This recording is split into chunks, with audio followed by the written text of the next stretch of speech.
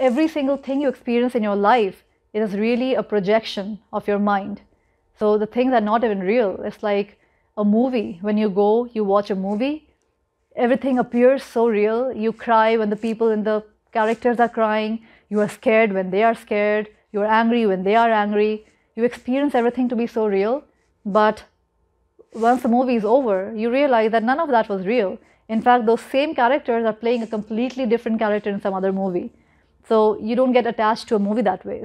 But our life is really exactly like that. We are just playing this role. We are just playing this character. But who we truly are is so much beyond this one role that we are playing right now.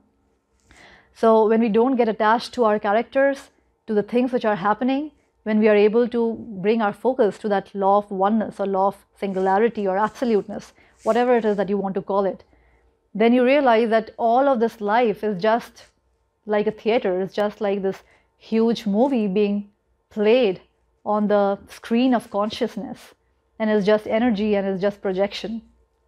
So that takes away all the drama from life, and our attachment to drama that kind of keeps the drama going on and on. So we don't really need to change our friends. We don't need to change our family members. All that really needs to change is just we ourselves. And once we change internally, the reflection is going to change. Is the law. It has to be like that, because it's even science. If you just Google double slit experiment, that is one of the experiments that quantum physicists did.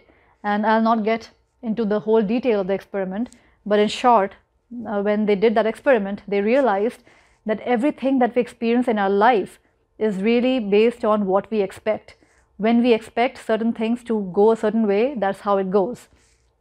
What the scientists did is they were bombarding tiny bits of electrons on a wall, and before bombarding it, it was going through two slits. So there were two walls. The front wall had two slits on it, and the back wall was just like a projection. And they started bombarding electrons just to see how the electrons behaved. Do they behave like solid particles, or do they behave like a wave of energy? Because they wanted to test their theory about everything being energy.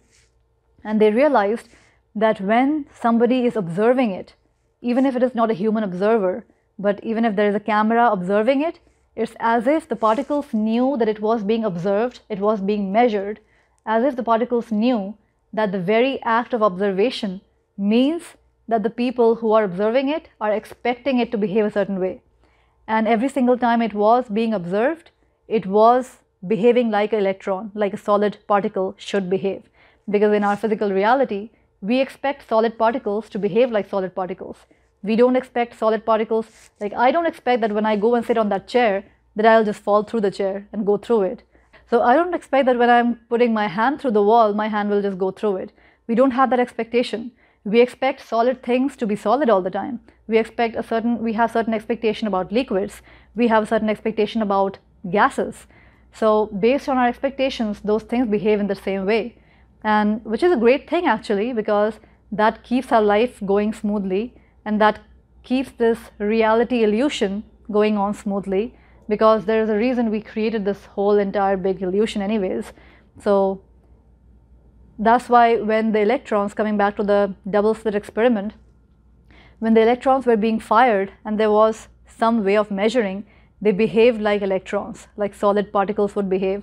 So it would go through the slits and it would hit the wall at the back. So it would make exactly the same pattern, just like a solid particle would do. But whenever it was not being observed, whenever there was nobody measuring it, it would behave like energy, like a wave of energy. So what would happen is, when energy is kind of like water, so it would flow through like water.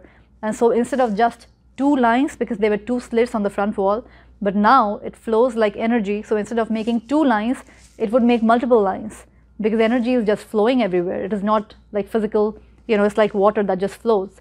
So it is just making multiple lines on the wall at the back. It's called the double slit experiment. And the reason I like to talk about the double slit experiment is because it proves how our expectations create our reality. The scientist, the quantum physicist, and that was done like decades ago, did this experiment, and this experiment has been replicated many times, and it is the same result every single time, which means that everything that we experience in our life, we experience because that is what our expectation is. We don't expect to start flying. We will never fly. When we change our expectation, our life actually changes. 100 years ago, people didn't expect that they will be able to make pictures and they will be able to fly like we fly today. But slowly, as we evolved, as our consciousness evolved, we could start imagining bigger things, and those things became a reality. Everything that we have a reality today was in somebody's mind at first. It was a reality in somebody's imagination first. Whether this is the laptop, whether it's my simple thing like my shoes, my dress, the clothes that you are wearing, this building, everything. Before it became a reality, a physical reality, a solid reality, it was a reality in somebody's mind. It was an imagination. So that is how manifestations work. It has to be imagined first. It's only when you can imagine it and believe that it can be done that it is done. It's just your own expectation. And that's why science is constantly evolving and science is constantly progressing, because the more we evolve, the more we are able to imagine and the more we are able to believe. And the more we can imagine and believe, the more things become possible. Because 100 years ago, people couldn't imagine that today, you know, there would be a day when people will have cell phones. They can talk to people 100 miles, 1,000 miles away from them in an instant, even do video chatting. That would be like crazy thing for somebody who would be 100 years ago. They just couldn't imagine. So much has changed, and so much will constantly, it will continue to evolve. And even 100 years from now, possibly if we are somehow able to time travel and go to the future, we'll probably see that so many things that people over there are doing, it would be like magic to us. Oh my God, how are they even doing it? They're teleporting. Today we think that teleporting is like, a science fiction thing we see in movies, or some, like Harry Potter, they are teleporting. We don't really believe it to be true. But there will be, once we start believing it and we actually start imagining it, teleportation will become a reality. It's just a matter of expectation. That will change your reality.